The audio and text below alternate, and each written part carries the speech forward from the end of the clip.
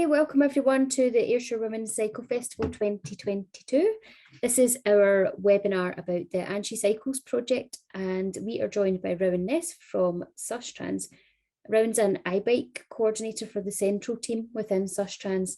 She's been involved in their Andshecycles project since it began in Sustrans in 2022, and she's now leading the project for her sins. She's ended up at the helm.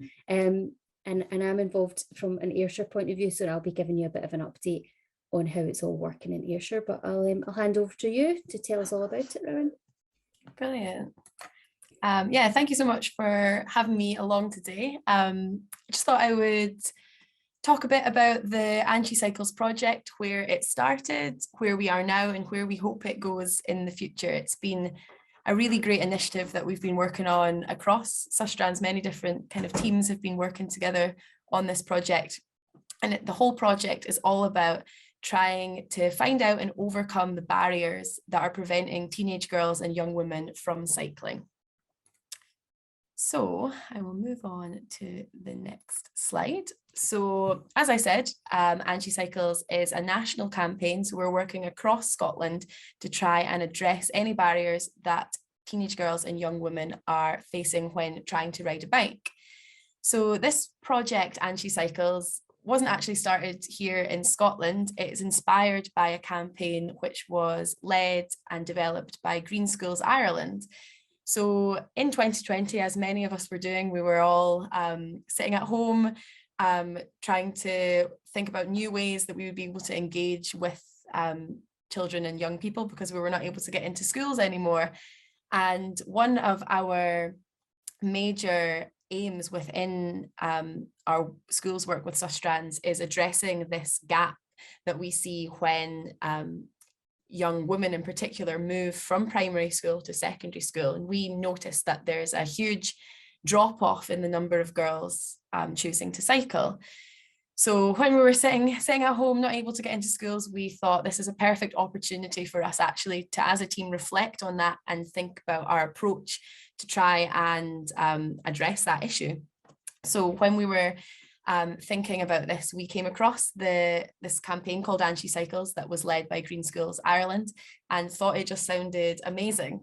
So we got in touch with the team over in Ireland and asked if we could work together, if we could take the campaign name and move it from Ireland and develop it also here in Scotland, and see if that type of campaign would work like it has in Ireland, if it would work here in Scotland, if the barriers that girls in Scotland face are the same as Ireland. We didn't know, but we thought it would be a great place to start. So we set about co-developing a campaign with young women themselves. So these were girls and young women who were aged from 13 to 18, and we wanted them to be definitely at the center of the campaign. We didn't want to, as adults, come in and tell them what they should be thinking, tell them what they need to do to be able to get back on a bike. We wanted the campaign to be led by them, to be developed by themselves. So because we were in lockdown, we actually were presented with a really great opportunity to work with teenage girls. When they were learning from home, we were working from home. We were able to link up through Teams calls and work with them through a series of workshops to find out what their thoughts were on cycling, what barriers they were experiencing, and then work with them to help develop a plan to address these barriers. So the conversations that we had were absolutely amazing. As you can see on the screen, we learned a lot from them about what they felt like was preventing them from cycling. So you can see here in this word cloud, which were words directly typed by the girls themselves. So they felt that they were told that they shouldn't cycle. There was things to do with body image, feeling embarrassed, feeling anxious, self-conscious, and then more practical things such as not actually having a bike, having to carry too much equipment, so they didn't want to ride a bike. Say, for example, going to school, they had too many books. So lots of important things came out of these conversations with the young women, that we were then able to think about with them, well, these are the barriers. What do we actually want to do to be able to address these and get more girls cycling? Another great strand from the campaign was that we had access to a health psychologist who was a PhD student from the University of Aberdeen, Jennifer Dunsmore, and she learned about our campaign and really wanted to put a academic kind of slant on the workshops that we were running with the girls. So after running those 3 workshops and all of the data that we gathered from it, we transcribed many hours of transcribing of conversations, which we then handed to Jennifer, and she analysed it as part of her PhD project. So her aim was to try and work out with an expert panel interventions that could be used to address the barriers that had been identified. So as you can see from this graphic here, the largest barriers that were identified from the girls were judgment, lack of role models, not seeing any other people who looked like them cycling.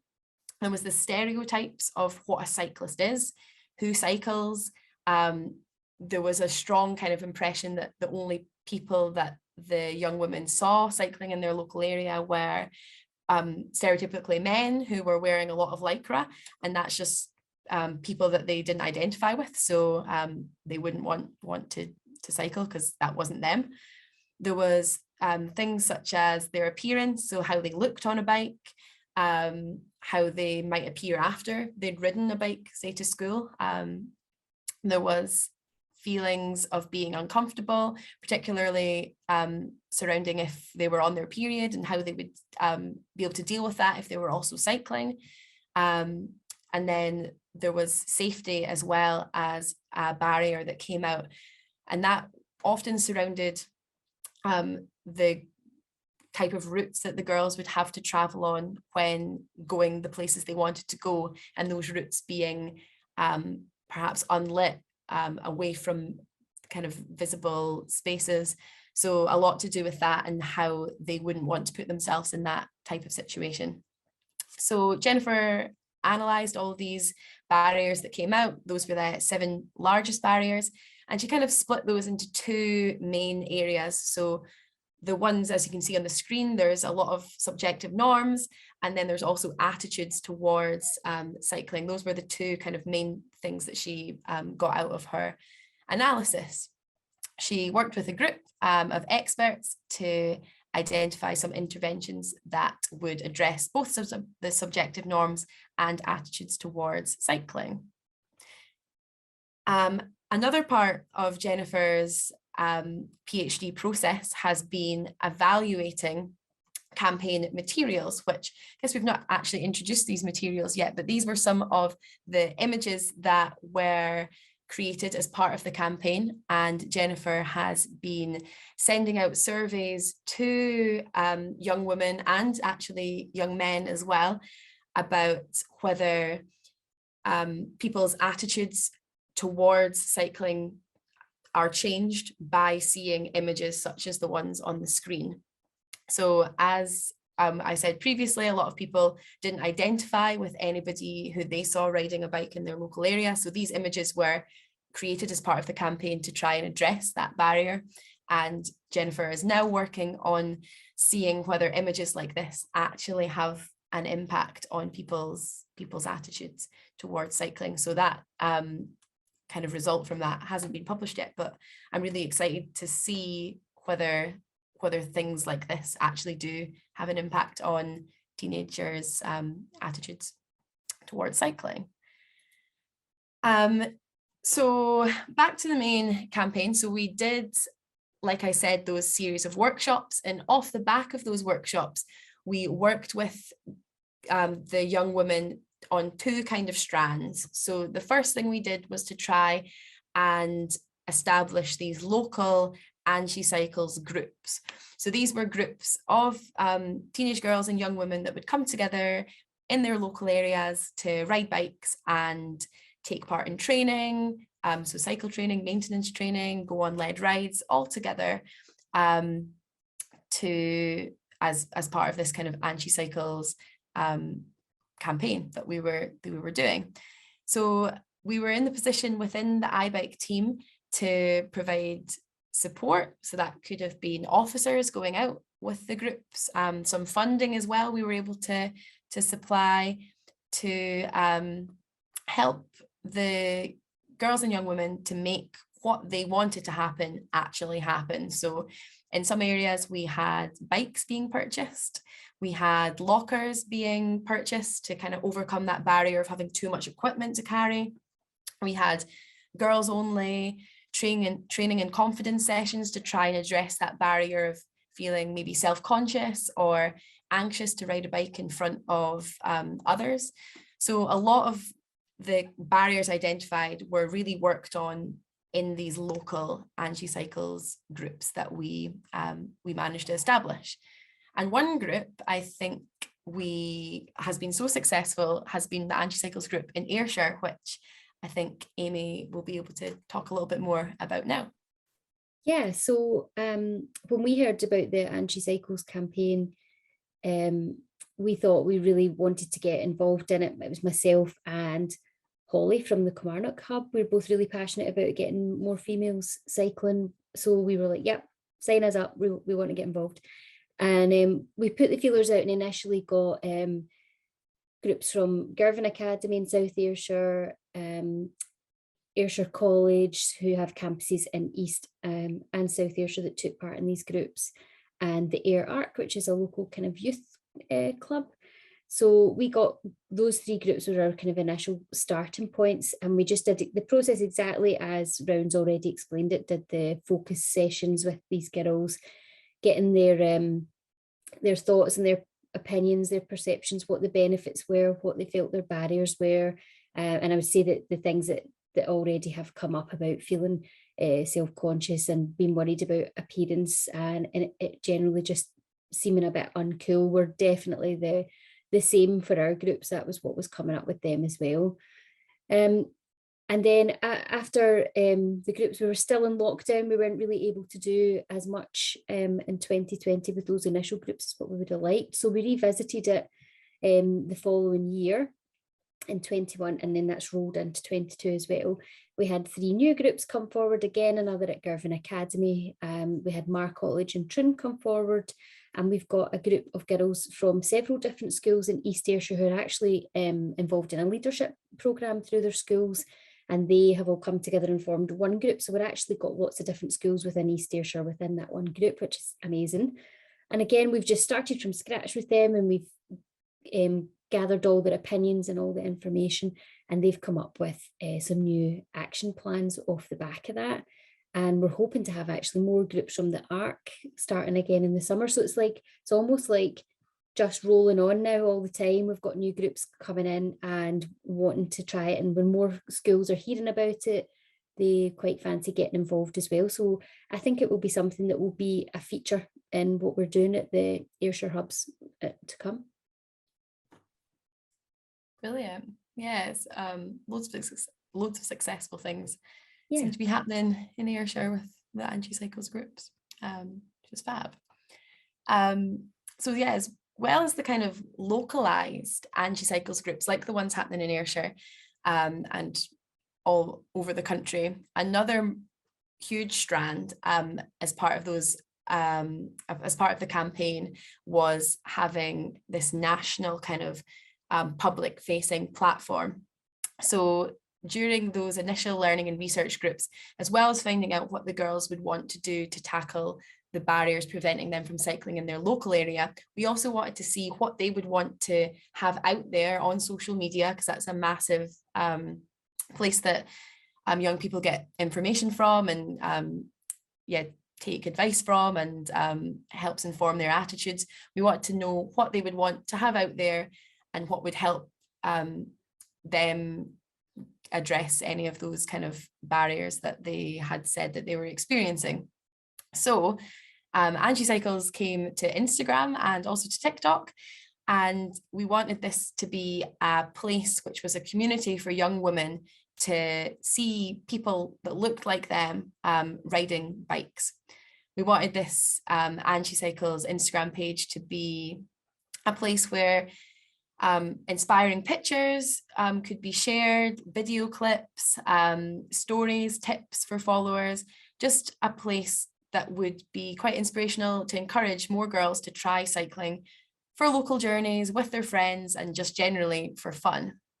So it's been a great platform to be able to show images like I showed earlier, and like you might be able to see on the screen, of just young women riding bikes. One of the massive barriers, like we'd said before, was just not having that public visibility of girls riding bikes. And as a teenage girl, lots of the people we talked to said they didn't want to put themselves out there or appear to not be doing something that was considered normal. And so not having people in their local area that do or choose to cycle was a huge barrier. So platforms like this, we hope, will really help showcase that it is something, it is an option for teenage girls. It is something that they can and others do choose to do.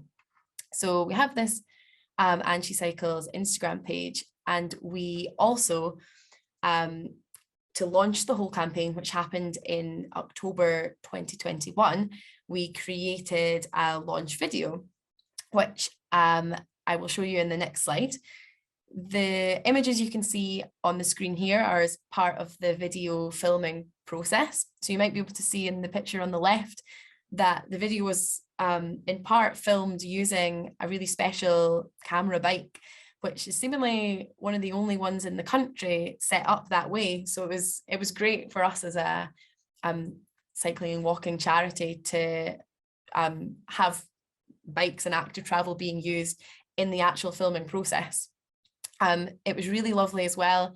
As part of this video, we worked with an external organisation called Hee-Haw, who helped manage and lead this whole filming process, and they helped set up some of the imagery as well and the logo and the look of the Instagram and social media platforms. They chose to include some of the girls who had actually been involved in the original learning and research groups. So it was great for those girls to have been involved from the initial kind of forming of this idea and actually appear in the video as well. So I will show you just now the film. And I know you put me on.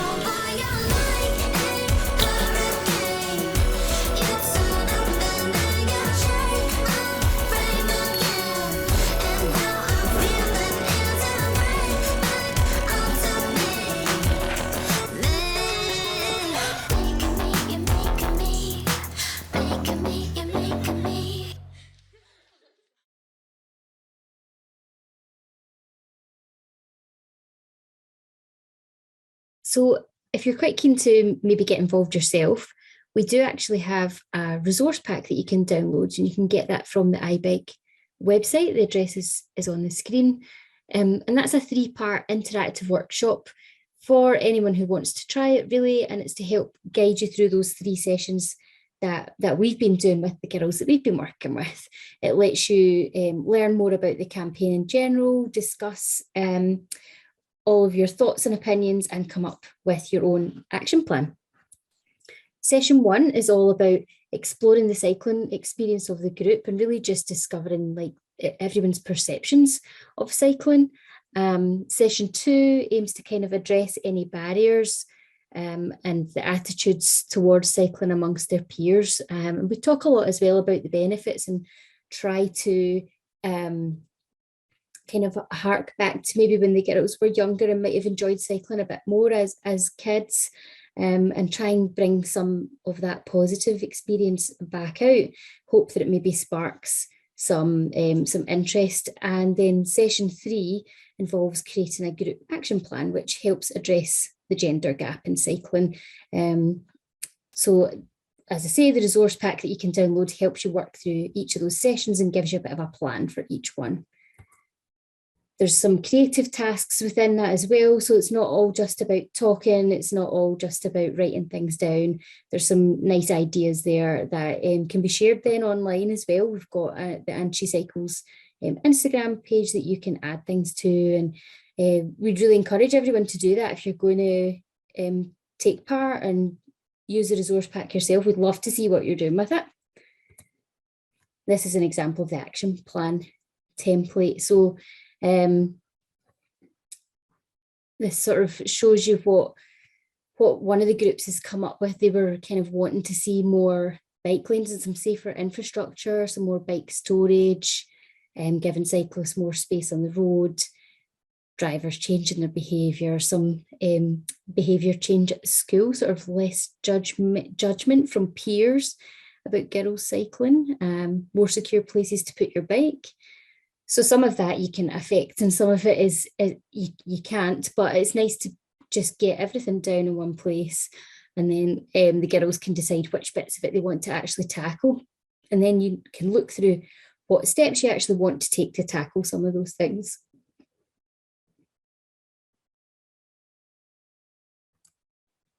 And this is an example of some of the things that the Ayrshire groups have come up with. So the group in Girvan Academy are going to be having a trail ride. It's actually coming up very soon, and that's actually going to be part of the Andshecycles Festival, which we'll tell you more about shortly.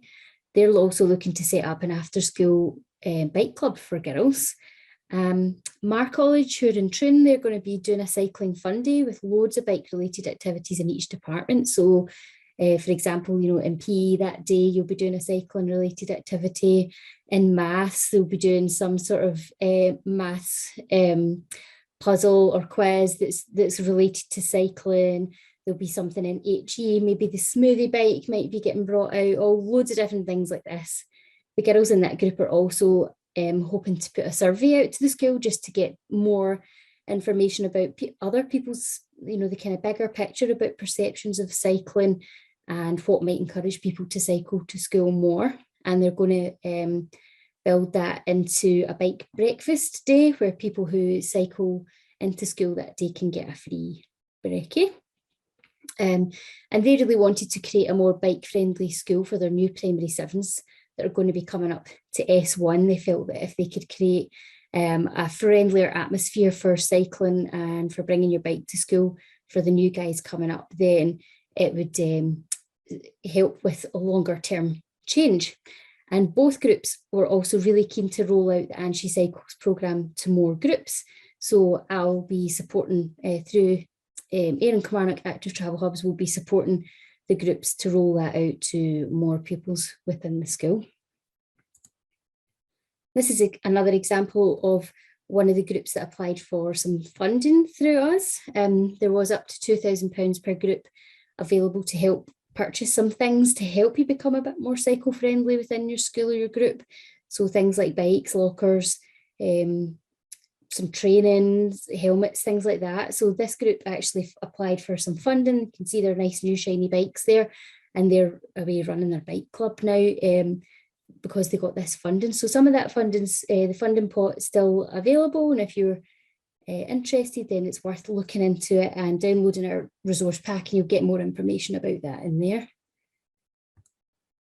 And I mentioned the Andshecycles Festival, so that's coming up week beginning 20th of June 2022.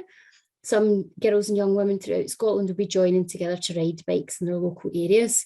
We've got rides happening all over. Lots of the groups who have been involved in the Andshecycles project up until now are all taking part and running their own rides in their own areas. Some of them are joining up and doing a bigger ride. There's quite a lot of stuff going on, and it looks like we might have Sinead Reid joining some of the rides as well. She's coming up to maybe get involved and help encourage in her role as the Young People's Ambassador for the World Championships that are going to be happening in Glasgow next year. So that's an exciting week. We've got that coming up, and hopefully you'll see a bit more about that in the press. really that's everything about Andshecycles. Hope you've really enjoyed the talk, and if you've got more information, if you want more information, you can get in touch with us or you can download our pack. Thank you.